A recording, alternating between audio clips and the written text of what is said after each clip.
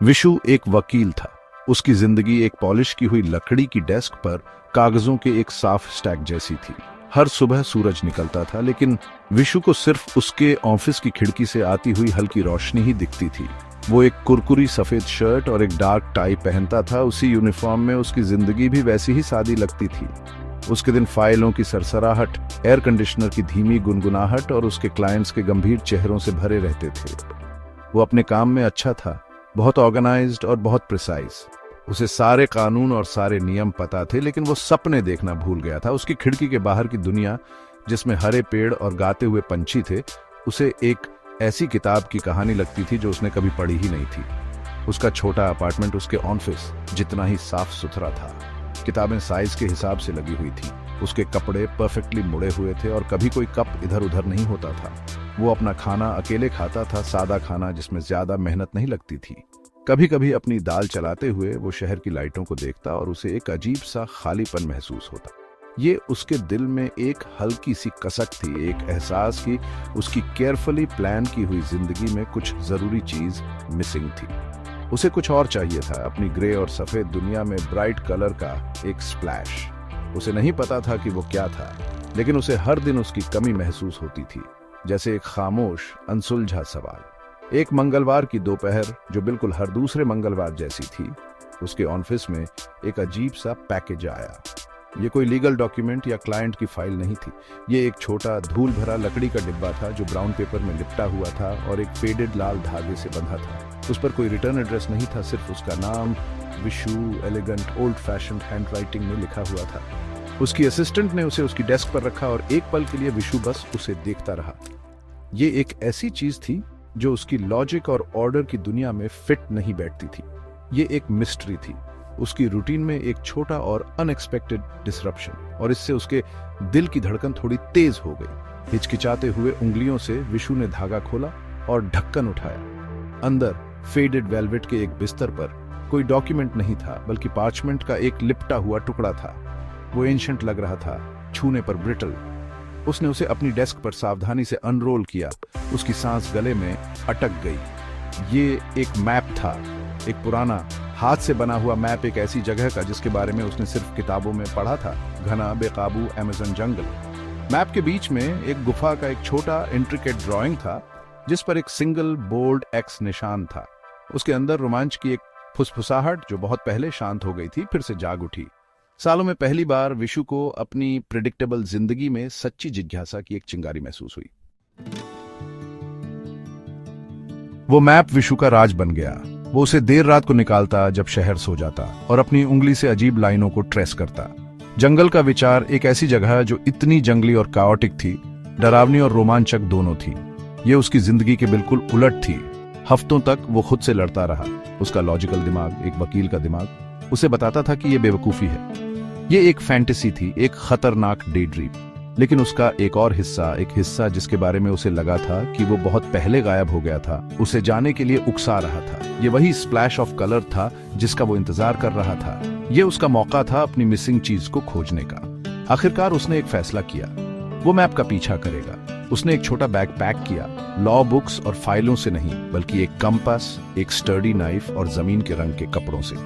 Amazon तक का सफर लंबा और थका देने वाला था। शहर का शोर इंसेक्ट्स की लगातार भिन्न भिनाहट और अनसीन जानवरों की आवाजों से बदल गया था। जंगल हरियाली की एक दीवार थी, घना और ओवरवेलमिंग। हवा नम जमीन और मीठे फूलों की महक से भरी थी। हर कदम उलझी हुई बेलों और फिसलन भरी मिट्टी के खिलाफ एक संघर्ष था। विशु, साफ ऑफिस और पॉलिश किए हुए जूतों वाला आदमी, अब मिट्टी और पसीने से ढका हुआ था। वो विशाल जीवित विल्डरनेस में छोटा और इनसिग्निफिकेंट महसूस करता था, लेकिन उसे पहले से कहीं ज्यादा अलाइव भी महसूस होता था। दिन हफ्तों में बदल गए। विशु ने जंगल के संकेतों को पढ़ना सीख लिया। उसने सीखा कि कौन सी बेरियां खाने के लिए सुरक्षित थीं और ताजा पानी कैसे खोजना है। उसने मैप पर घुमावदार नदी का पीछा किया। उसके दिल में डर और दृढ़ संकल्प का मिश्रण था। उसे रेंगते हुए सांपों और गुस्सैल इंसेक्ट्स के झुंडों का सामना करना पड़ा। उसका शरीर दुख रहा था और उसकी हिम्मत हर मोड़ पर परखी गई। फिर भी हर चुनौती को पार करने के साथ उसके अंदर एक नई ताकत बढ़ी। वो अब सिर्फ वकील विशु नहीं था, वो एक्सप्लोरर विशु था। एक आदमी जो एक फ्रैजिल पुराने मैप और एक नए उद्देश्य की भावना से गाइडेड था। जंगल उसे ऐसे सबक सिखा रहा था जो कोई कानून की किताब कभी नहीं सिखा सकती थी। आखिरकार जो जिंदगी भर जैसा लगा उसने उसे देखा। झरनों की एक कर्टन के पीछे छिपा हुआ, जैसा कि मैप में दिखाया गया था, एक अंधेरी गुफा का मुंह था। ये एक प्राचीन और खामोश जगह थी। उसके पास आने पर अपनी सांस रोके हुए लग रही थी। उसके सीने में धड़कन तेज हो रही थी, एक्साइटमेंट और ओ की एक धड़कन। ये वही था। मैप पर एक्स। उसने गहरी सांस ली, अपनी मशाल जलाई और चमकदार जंगल की धूप से गुफा के ठंडे रहस्यमय अंधेरे में कदम रखा। अंदर की हवा स्थिर थी और पुराने पत्थर और रहस्यों की गंध आ रही थी। एडवेंचर सचमुच शुरू हो गया था। मशाल की रोशनी गुफा की दीवारों पर नाच रही थी, जिसमें खोए हुए समय के लोगों और जानवरों की पेंटिंग दिख रही थी। विशु और अंदर गया। उसके कदमों की आवाज विशाल सन्नाटे में गूंज रही थी।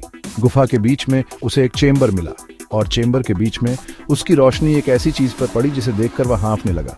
वहां एक बड़ा पत्थर का संदूक था जो बारीकी से तराशा हुआ और धूल से ढका हुआ था। उसमें सोने के सिक्के या चमकते हुए गहने नहीं थे जैसा उसने सोचा हो सकता था। इसके बजाय उसमें सुंदर कलाकृतियां थीं, मिट्टी के बर्तन, अविश्वसनीय रंग के बुने हुए कपड़े और पत्थर और ऑब्सिडियन से बने औजार। यह इतिहास का खजाना था, एक प्राचीन सभ्यता की झलक। उसे आश्चर्य की गहरी भावना महसूस हुई, लालच की नहीं। जैसे ही वह वहां खड़ा था, इस खोज से मंत्रमुग्ध होकर एक गहरी गड़गड़ाहट की आवाज ने गुफा की नींद को हिला दिया। ये एक धीमी गुर्राहट के रूप में शुरू हुई और एक बहरा कर देने वाली दहाड़ में बदल गई। जमीन उसके पैरों के नीचे जोर से कांप रही थी। इससे पहले कि विशु प्रतिक्रिया कर पाता, ऊपर से चट्टानें और मिट्टी नीचे गिर गई, जिससे वह रास्ता बंद हो गया जहां से वह अभी आया था। झरने की आवाज चली गई थी। उसकी जगह एक भयानक पूर्ण सन्नाटा छा गया था। उसकी मशाल टिमटिमा रही थी, लंबी नाचती हुई परछाइयां बना रही थी। हवा में धूल भर गई थी और जब वह जम गई तो विशु ने देखा कि जहां प्रवेश द्वार था वहां चट्टान की एक ठोस दीवार थी। वह फंस गया था। घबराहट की एक लहर उस पर छा गई, ठंडी और दम घोंटने वाली। जैसे ही निराशा हावी होने लगी, उसने चट्टान के दूसरी तरफ से आवाजें सुनी। वे कर्कश, गुस्से वाली आवाजें थीं।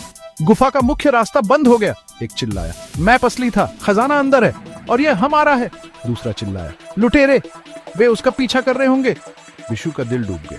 वह एक अमूल्य ऐतिहासिक खजाने के साथ एक गुफा के अंदर फंस गया था और क्रूर चोर अंदर घुसने की कोशिश कर रहे थे। उसका छोटा सा रोमांच एक जानलेवा स्थिति में बदल गया था। उसे पूरी तरह से निराशा महसूस हुई। एक शहर का वकील घर से दूर एक दुःस्वप्न में फंसा हुआ था। अब उसे बचाने के लिए कोई कानून या नियम नहीं थे। अंधेरे में दुबका हुआ, अपने डर को नियंत्रित करने की कोशिश करते हुए उसकी मशाल की रोशनी पत्थर के संदूक में किसी और चीज पर पड़ी। ये कोई कलाकृति नहीं थी, बल्कि एक किताब थी, एक पुरानी डायरी। उसका चमड़े का कवर समय के साथ चिकना हो गया था। उसने उसे सावधानी से खोला। पन्ने नाजुक लिखावट और विस्तृत चित्रों से भरे हुए थे। ये उस प्राचीन सभ्यता के एक बुद्धिमान व्यक्ति की डायरी थी जो यहाँ रहती थी। जैसे ही उसने पढ़ना शुरू किया, उसे एहसास हुआ कि यह धन का रिकॉर्ड नहीं था, बल्कि ज्ञान का था। इसमें गुफा के गुप्त रास्तों, पृथ्वी के ज्ञान, प्रकृति के पैटर्न और दुनिया के साथ सद्भाव में रहने के दर्शन के बारे में बताया गया था। यह,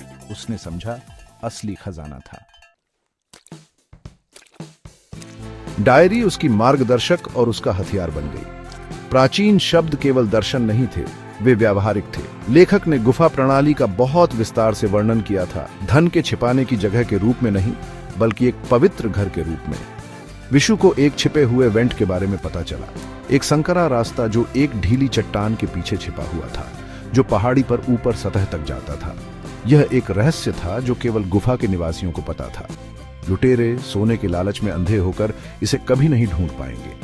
डायरी में आंतरिक शक्ति के बारे में भी बताया गया था, डर पर काबू पाने और संकट के क्षणों में स्पष्टता खोजने के लिए अपने दिमाग का उपयोग करने के बारे में। प्राचीन लोगों का ज्ञान उसके अंदर बह रहा था, उसके तेज होते दिल को शांत कर रहा था। वह लुटेरों को चट्टानों पर धमाका करते हुए सुन सकता था। उनका लालच उन्हें जोरदार और लापरवाह बना रहा था। डायरी से मिले ज्ञान का उपयोग करते हुए विशु ने घबराहट के साथ नहीं, बल्कि बुद्धिमत्ता के साथ काम किया। उसे किताब में वर्णित एक छोटा गूंजता हुआ चेंबर मिला। उसने उसमें चिल्लाया। उसकी आवाज कई गुना बढ़ गई और विकृत हो गई, जिससे ऐसा लगा जैसे गुफा गुस्से वाली आत्माओं से भरी हुई है। रक्षक जाग गए हैं, उसने गरजते हुए कहा। गूंज उसकी आवाज को एक भयानक कोरस में बदल रही थी। धमाका रुक गया। लुटेरे, अंधविश्वासी और अब डरे हुए आपस में बहस करने लगे। विशु ने गुफा के अपने अकूस्टिक्स डायरी से एक रहस्य का उपयोग अपनी रक्षा के लिए किया था। वह मुट्ठी से नहीं बल्कि अपने दिमाग से लड़ रहा था। जब चोर भ्रमित और डरे हुए थे, विशु ने छिपे हुए मार्ग का पता लगाया। यह एक तंग जगह थी, एक मुश्किल और अंधेरी चढ़ाई थी, लेकिन डायरी ने उसे एक मैप और इससे भी महत्वपूर्ण बात, साहस दिया था। जैसे ही वह चढ़ा, उसने खजाने के बारे में सोचा। असली खजाना संदूक में कलाकृतियां नहीं थी, बल्कि वह ज्ञान था जो अब उसके पास था। यह समझ थी कि ज्ञान और बुद्धिमत्ता ब्रूट फोर्स से अधिक शक्तिशाली थे, और सच्ची दौलत वह नहीं थी जिसे आप अपने हाथों में पकड़ सकें। उसने भौतिक खजाना दुनिया के इतिहासकारों के लिए एक दिन ढूंढने के लिए छोड़ दिया। अपने साथ केवल डायरी और उसके द्वारा सिखाए गए सबक ले गया। विशु जंगल से एक अलग आदमी बनकर उभरा। वह पतला हो गया था, उसके कपड़े फटे हुए थे, लेकिन उसकी आंखों में एक नई चमक थी। वह अपने शहर, अपने ऑफिस लौट आया, लेकिन वह अब उसकी ग्रे दीवारों से फंसा हुआ नहीं था।